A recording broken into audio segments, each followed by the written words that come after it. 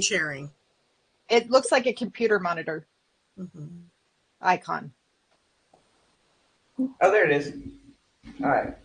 Let me find my screen. Chrome tab. All right. And all right, so I am the ADHD gifted. Can y'all see the screen? Yes? No? Maybe? Anybody? Yes. All right. Yes. So I'm the ADHD gifted real estate coach. My coaching clients, all of them actually, they are ADHD gifted. So part of what I do is I help them kind of manage their business, their life. A little bit about me. I've been in real estate since 2006. I'm proud to be a Texan, born and raised, currently living in Houston. I love Houston, and I love my dog, as you can see. When it comes to communication, I speak fast, so listen quick, or just tell me to slow down, and I cuss a lot. So here's my social media handles if you want to get in contact with me. And all right, disclaimer, I am not a medical doctor. I cannot diagnose you, and I do not discuss whether or not you should or should not be on medication, but I will tell you I am raw dogging this ADHD shit, and here's why. I'm late diagnosed in life, and after discussing with my doctor, I feel like I've come up with enough coping ways to cope with it that I don't feel like it's something I want to try. What is ADHD? It is a neurodevelopment disorder that persists from childhood and affects attention, focus, and impulse control. Inattention means difficulty concentrating, staying focused, following directions, or completing tasks. Impulsivity, acting without thinking, making rash decisions, interruptions, interrupting others, and of course, organizational, daily difficulty with planning, prioritizing, and staying organized. Now we have some myths. Everyone with ADHD is hyperactive. That is not true. I'm a Gen X child, so in the 80s when I was in school, the kids who were diagnosed with ADHD were extremely hyperactive. And it was more about them being disruptive in class. So anybody else, if you were not hyperactive, you were not diagnosed. People with ADHD have trouble paying attention. That is not true. We can hyperfocus like a motherfucker. If it is something we are into. And only boys have ADHD. That's not true either. Girls have ADHD, but their symptoms are different. That it's more about inattentiveness and low self-esteem. And often, girls are more likely to be diagnosed with depression first, because that's every reason. Everything. Our doctors really don't really. Women in here can tell you that their doctors don't really pay attention or ignore them. Let's see if I can get this going again. There we go. Tips. We've already gone too far here. All right. There we go. This. All right. We have superpowers. We are very creative. You give us a task. We're going to figure out something to do with it. The best employer I had, the best boss I ever had, never told me how to do something. She always said, here's the result I want. And it was a challenge every day. And I loved it because there was never a certain way to do it. I just had to get that result. So we have different thinking styles, divergent thinking styles. We see things from different perspectives, different angles, and we come up with original ideas. If you want to brainstorm with someone who has ADHD. We have tons of ideas. Our problem is all those ideas, we can never pick one to focus on. So brainstorm with someone who has ADHD. We excel in creative fields like art, music, and writing. Our hyperfocus. We can enter into a state of hyperfocus. When I say that, there are things in my life, like when I was in the corporate world, give me an Excel spreadsheet or an Access database. I don't need you. I can do it all day long. And nowadays, I can hyper-focus when it comes to coding websites. Like, I put on my gamer music, and I'll tell you about that in a minute, and I can just go to town. We can hyper-focus, but we have to block out distractions, and we have to do it for extended periods. It can be beneficial for us completing projects or learning new skills. So, back to the gamer music. I listen to gamer music when I need to hyperfocus, whether it's doing data cleanup or if I need to figure out how to rewrite a blog article or coding a website. And the reason I choose gamer music is because gamer music, you know those kids that can play video games for 12 hours a day? Gamer music is specifically designed to keep you in the game. Like, that is what it's for. So I put on my noise canceling headphones. And by the way, my coaching clients do this too. One of them actually, she only does it to classical music, but it keeps that focus so you're just there. But you have to block out all the other distractions. We are resilient. We develop strong coping mechanisms, which I didn't realize is what I had done until I was diagnosed and went through the whole testing process. And they were telling me, and you do this because of this, and you do this because of this. And I was like, I just thought everyone had to do that. And apparently they don't. And we do it all day long. And most people who have ADHD don't even realize that's what they're doing. It's just the way they cope. If I can get our next slide. Oh, sorry. Superpowers. By the way, going back to superpowers, anybody know Electro Woman and Dyna Girl? Mm-hmm. Yeah. They didn't have superpowers, but they were superheroes. Yeah. I love that show. One of my favorite cheesy, afternoon shows from Sid and Marty Krofft. All right. So tips and tricks for overcoming executive dysfunction. We have to create consistent schedules and routines for daily tasks.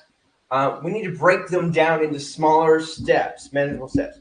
If you give someone with ADHD this huge task with 101 steps, they're going to see all 101. But if you say, hey, if you do step 1, then you go to step 2, it's easier for them to break it down. We're also looking for a dopamine hit. So if we break those tasks down into small tasks, we feel like we've accomplished something, even though the entire task has not been completed. Let's see. We have to minimize the distractions and free of clutter. I am not good with the free of clutter. I have piles of everything, but I know what those piles are. And by the way, that's very common. That was just me. No, it's me. Okay. It's all of us. This is like you've been spying on me all my life, Leslie. Go ahead. All right. There we go. All right. People with ADHD are 500% more likely to be entrepreneurs. And we just make great business owners. We're hopelessly optimistic, resilient, visionary, and disruptive. We've all heard that word disruptive when it comes to our careers. Like, who are the businesses that are causing the disruption, who are changing things? We are the disruptors. ADHD tends to run in families. It is a genetic inheritance, and if you and your partner both have ADHD, it's compounded. Your children will have double, and so it becomes this thing where if you have it and they have it, it multiplies as you go down the line. And so the theory is that one day everybody will be ADHD gifted. Interesting careers we have: teachers, athletes, engineers. Apparently we make really great engineers. Lawyers, first responders. And first responders because you're always on the move. ADHD people, I don't know if you noticed, but I can't sit still. I'm constantly in motion. I wouldn't say I'm hyperactive, but you will notice that I'm constantly in motion. Journalists. So there are all types of careers, but Silicon Valley is full of people with ADHD. Tips and tricks, visual aids. This is my daily checklist. You can utilize planners, checklists. All of my coaching clients have a checklist. And I would blow this up for you, but I can't. So, for instance, my checklist I start off with, and by the way, it's a dopamine hit for everything I check off. And some of these are simple. I'm before I get out of bed, I'm grateful for 5 things. Then I do 20 minutes of meditation. I take my supplements, walk my dog. I do birthday videos. I do 30 minutes of audio. I go to the gym. I do affirmations. I do my data cleanup. I call and text 10 leads and take my medication. And the list kind of goes on. It gives us a little dopamine, an accomplishment. Now, I do this there are apps for this that make it really fun. I use Google Keep so I can see every time one of my clients completes a task and kind of give a little, hey, good going. And by the way, some people really need a lot of tasks, like I brushed my teeth, I took a shower. Like, they need all those things to kind of keep them going. Fidget toys. Anybody know that person that has a pen and they go like this all the time? Well, fidget toys take away that noise. I'm notorious for that, having a pen in my hand, and this one is the one I just twist. You can't hear it, but I will have it down here. Fidget toys for ADHD people are constant. Like it's a whole gamut. Like there's constant things. We've all seen the spinners. I like the little center toy because each side has a different thing you can do with it. Mm-hmm. And meditation. I meditate every morning. But when I meditate, you know how we have to block out distractions? I put on noise canceling headphones. I do not play music. I play a frequency. And this way I can, and I have to focus on my breathing. If I let my mind wander, it's not, so I literally am telling myself to breathe in, hold that breath, counting the time I hold it. And I do this for 20 minutes. I set that timer and I just do that. Kind of starts my day off pretty well. But I can't have distractions. So doing it at 5 or 6 in the morning is best because I can't hear anything outside because nobody is outside. See? I go for walks a lot. So, and my dog tends to know when I'm like needing to go. Like she will come to me like, you know, let's go for a walk. Because if I'm sitting at my desk and there's something that's just, I'm kind of stuck at, if I go for a walk, I get the, by the way, that kind of works for everybody, but I take several walks a day, and mostly it's because of my dog. Body doubling. I will say most of my clients like this. They like having somebody there, whether it's on Zoom or in the room, while they're working on a task. It's not something I need, and actually for me, I don't want anybody in my room when I'm working on a task. I want to be by myself. But a lot of them like people in the room or on a Zoom meeting or even just on the phone. And just even if there's not a conversation, they need a body double there so they don't feel alone. So when they're completing an assignment, it just helps them focus. Reminders and alarms. I am constantly with my phone. Hey Google, before Google says it. Hey Google, set timer for, or hey Google, set alarm for. Sometimes it's a task I don't want to do, and especially with my coaching clients, do it for 5 minutes. And once you're done for 5 minutes, by the way, this little block up here is actual timer. You just your alarm call. I don't want to do with my coach. Sorry. This little block up here is a timer, and you literally just turn the timer to whatever minute you want, and it starts. It also can work as a little fidget toy. But I find that working with an alarm or working with a timer on especially tasks I don't want to do. My phone heard me say Google, so. So I feel like if I set a timer of how long I'm going to do something, if I can complete that time, I probably will continue on and do more. And I will set that timer again. Let's see. Go. Books. Healing ADHD was one of the first books I read when I found out that when I was diagnosed.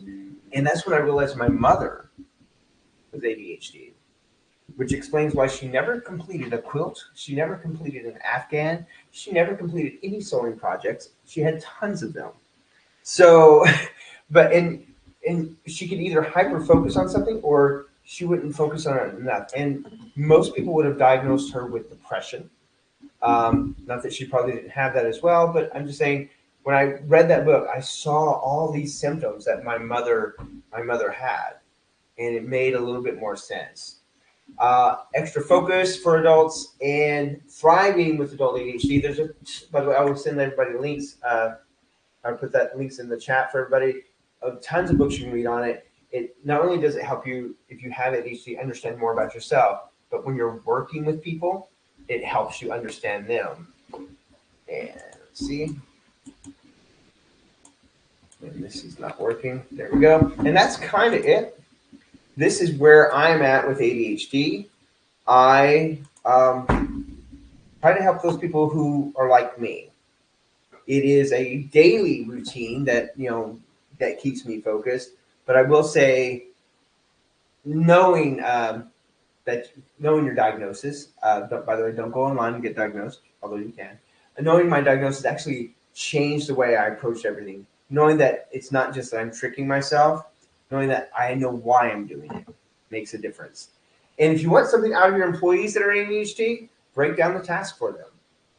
reward, give them some kind of reward when they do it. And by the way, that reward can be so minimal. It can be just like a text. Oh my God, thank you so much. Like my clients love it when I just give them a small text, like a thumbs up when they've completed one of the smallest tasks, and it keeps them going.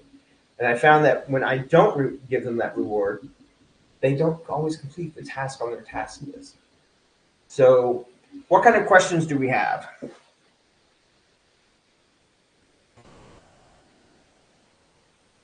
Nobody else with ADHD? Beth, I think. No, my son does, so I'm trying, and I do. So, I mean, and I learned about mine through him. That's me with my daughter. Yeah, and so Matthew is autistic as well. So Yeah, we so really. is Catherine. Yeah. And by the way, they share similar symptoms, and I've been told by somebody that I'm on that spectrum. So I think all the cool kids are on the spectrum. Well, okay, so this is what I was told by the doctors. If you are autistic, you have ADHD. Just Mhm. because you have ADHD does not mean you have autism. Right. So there's that. My daughter's been diagnosed with it. She's on the Asperger's end of the spectrum, and so I know my father was, and I know my half brother is. So I'm pretty sure I am. So I finally just kind of discovered that about a year and a half ago or so. But she's always got the pencil. She's always, so I don't. And now I realize why I'm in the wrong profession. For 27 years. You're an entrepreneur. Huh? You're an entrepreneur. Well, I've been masking it and faking it for 27 years. So I'm trying to get systems in place so it's not such an ordeal. So I was curious what you're using for task management and all that. Oh, so I time block and I calendar. Now I am not a Stephanie Arnett calendar. If you've seen Stephanie's calendar, you know. Well, I mean, I calendar, but it's still not enough. It still doesn't get me where I need to be. I've got like multiple spreadsheets, and my problem is I start too many spreadsheets, and it's all getting out of hand. I think that's the bigger thing with that. I think I know what she's saying. Yeah. Knowing that we have this problem and knowing that we need to start somewhere. When we see that we have to do this, and maybe now we need to do this, and now how do you prioritize? Yes, that's it. All right, so I will tell you that for me, because I have tons of lists on my phone, tons. Right. Of lists. Tons of what? Lists, ideas, all kinds of ideas that I have, and the biggest problem with ADHD, and I already said this before, is that we have tons of ideas. We have so many, but then we do none because we can't pick. So there you go. So I narrow them down. What is going to benefit me now, and what do I feel like I can accomplish now? And by the way, some of the time when I start breaking down those tasks, I realize that some of these I have to do first before I can do these others. So I go through this process where I figure out, all right, what can I get done? Because I want that dopamine hit. I want to feel like I've accomplished something. What can I get done? And what do I need to do before I can do those others? And I always limit myself to 3. Because if you give me 5, I'm not going to do any. And even with my coaching clients, I never end a coaching call with, here are the 10 things you need to do before we meet. It's 3. And by the way, if you complete those 3, great. I will add something to your list on your note. So hey, here's something new to do. But the truth is, we will also wait until the last minute to do something because we know we're better under pressure. I don't know about you. It's the dopamine rush that you get from holding yourself out. And I get calm. Where other people I if get there's a crisis, I'm really calm in a crisis. It's easier to focus right before the task is due than it is 3 days before the task is due. Exactly. Yeah. But what happens is then you end up doing nothing at all, period, right, for 3 days. And so I'm listening to the Circle, the System I Spun book right now. And one of the things that she says is if you know that you're working better right before the task is due, then that's when you schedule the time to work on the task. Yep. Is right before it's due. And then you can go and use your time blocks for other things. And that's smart. That's what I found has helped me the most is the time blocking and setting an alarm. I have also my little alarm. And so the time blocking, setting the alarm, and then I get into the whole, I don't like being told what to do. I feel like doing this, but my schedule says I'm supposed to do this. And if I'm going to be more productive doing what I want to do rather than what I should do, shouldn't I do what I want to do? And so then I set an alarm for 5 minutes to do what I should do. And if I still can't focus on it, I go over to what I want to do. And the other big thing that helped me, right? Well, my sister, my younger sister actually sent me an ADHD form because she's having some problems and stuff. And she wanted me to evaluate her before she was 12 years old. And I'm like, I'm 3 years older than you. I wasn't paying attention to you. And I'm going through the worksheet that she sent me, and I couldn't check any of the boxes for her, but I could check them all for me. Mm-hmm. And so, yeah, but I didn't realize that I had those tendencies until I was about a year ago either, because I'm very good at adapting to situations. Mm-hmm. But the other thing that has really helped me is the mind mapping. Yes. So this, and Coach Steph got me onto this, and this particular mind map is the importance of following a routine. And I've mapped it into how it affects my relationships, my consistency, my self-esteem, my systems, my freedom, my white space. And it's so, and it goes right here, so that when I get off of my routine, all I have to do is turn my head and, oh yeah, I will feel better at the end of the day if I spend 5 minutes doing what I'm supposed to do rather than a half an hour doing what I want to do. So those are some of the coping things that have really helped me a lot. So does anybody else have the issue where they have some big appointment one day and they can't do shit until that appointment? So part of my executive dysfunction is that I can't get anything else done if I've got something I've got to do that day. It's really so I have to trick myself. So that's why time blocking and putting stuff on my calendar, I have to trick myself. So I will literally put stuff on my calendar that I normally wouldn't, just so I know I will do stuff and get stuff done. Because the checklist works to a point, but then there's like real stuff I have to do. And if I don't put stuff, like yesterday I had to go show homes at I think it was at 10 a.m. I was, for an hour and a half, I was like, I need to do shit, and everything was already scheduled to go, but I had to sit down and finally say, you know what? I'm going to do these 3 things. I have to do that on closing days. When I have closings and stuff, it's really hard to get anything else done. But then I always feel like if I do start other projects, something blows up with the closing. So it's like I spend all the time trying to make sure everybody else has done their job. My trick is that I make sure whatever it is I'm going to be doing is very small, and that if I can't complete it, it's not a big deal. Because one thing I don't want to do is start something and not be able to finish it, because I'm probably not going to come back and finish it. Well, I try to make everybody schedule the closings in the morning, so then I've got that afternoon. So the other thing that has really helped me a lot is automations, is having automatic checklists for when I transfer a client from active to pending, where it just populates it. And so I don't have to think of the tasks anymore. I don't have to go to the SOPs and figure out what my SOPs are. The tasks are already populated. And if I need to add one, I can add one. But then I get the dopamine hit just by clicking off what I've already done, because it populated and I already done half of it. Well, see, that's what I'm struggling with, is getting those automations put in, trying to get all those systems done. Yeah. So, are you guys doing that in your CRM, or how are you guys doing those automations?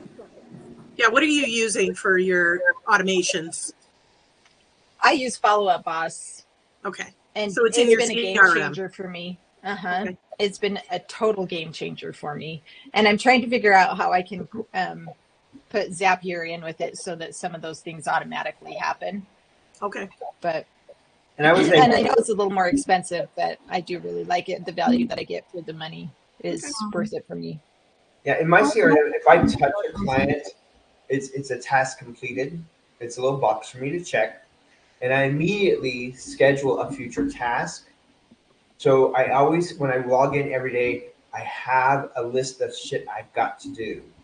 And sometimes it's just the smallest thing. But I will tell you, like the example I would give, there are things I can do all at once and think, but I don't get the same hit. So when a new lead comes in, I automatically do data cleanup on it. So I will do the data cleanup, but I will set follow-ups for things that I could do right then. So for instance, I could do the data cleanup. I find the address, I find out they own it. Well, if I find out they own it, I set a follow-up to do a CMA for that property. Then I set a follow-up to add them to HomeBot. And then, and so I set all these follow-ups of what I'm going to do instead of doing them all at once. Because then I go back and then I can do them. For me, it's a little checklist and I get that hit of dopamine. But if I did it all at once, it's just a much longer task. So I break it down into those small little parts. Mm-hmm. So I feel like I've got something accomplished. Not only that. What do you do that in, though? What software are you using? Well, I use Real Geeks. All my leads come to my website. What is it? Real Geeks. Real Geeks is an IDX website solution.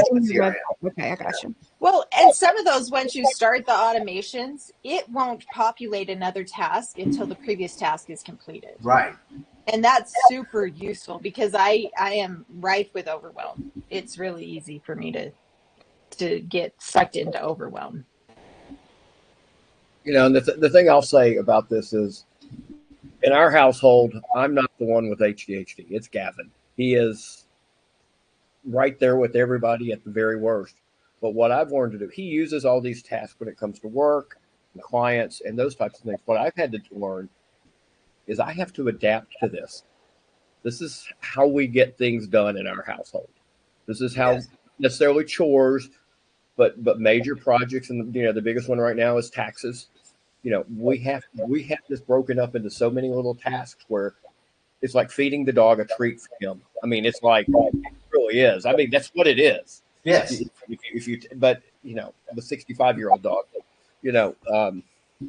but this is how I've had to adapt it for stuff to work for us, But the fact that you know that you can do that.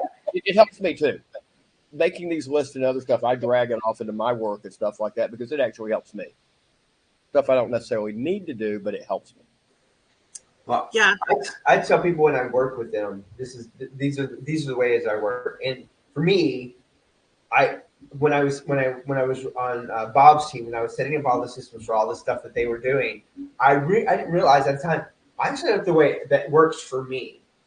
Not everybody on that team had ADHD, but I was like, for some it's like it's all these little small tasks, but for me, it was all these little small dopamine hits that keep me going, so I don't get bored, so I don't get this, so I don't think. And the truth is, if I have a bunch of small tasks, if I get distracted and swirl, when I come back, I don't have to figure out where I left off because it's a small little piece that I've already done, and I have these other little pieces that can get done. So that was for me. That's the benefit of breaking it up into small tasks. That if I do get distracted or if I do answer a phone call or something like that, I don't have to figure out where I was. Right. Just easier. And for me to get participation from Gavin, I can't have the holistic picture that I know what is in my head and these things have to be done. It's like I have to have the checklist so I can at least assign a task or two. Yes. So that he sees the progress, he's getting his little dopamine hit. I've got the big picture going and not really task list oriented in that particular thing, but it's how I get participation. Well, and one of the things that I actually try really hard to do, and whether it's healthy or not, I haven't established that, but is I try really hard to not lean into it. Oh, I have ADHD. So, and okay, I'm having this problem. Let's find a solution. Yeah. And one of my biggest solutions is actually the earbuds. And so if I'm at home, I was a stay-at-home mom for 25 years. And I discovered the last 10 years that I get so much more stuff done during the day if I've got an audiobook in my ears. And I can just power through all of the mundane tasks of being a homemaker. And that's still the case. If I'm struggling trying to get something done, I have to focus half my brain somewhere else.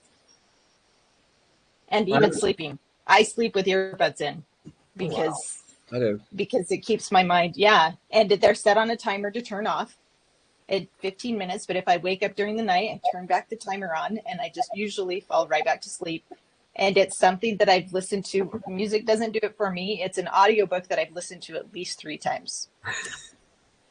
If you've got a good narrator, that can get you to sleep faster than anything else. Right? Yeah. But it can't be the first listen, because if it's the first listen, it's going to keep me up. Right. So, yeah. Which is why a lot of ADHD people will watch the same television show over and over and over again, because they already know that if squirrel or whatever, or fall asleep, whatever it is, they haven't missed anything because they've seen it before.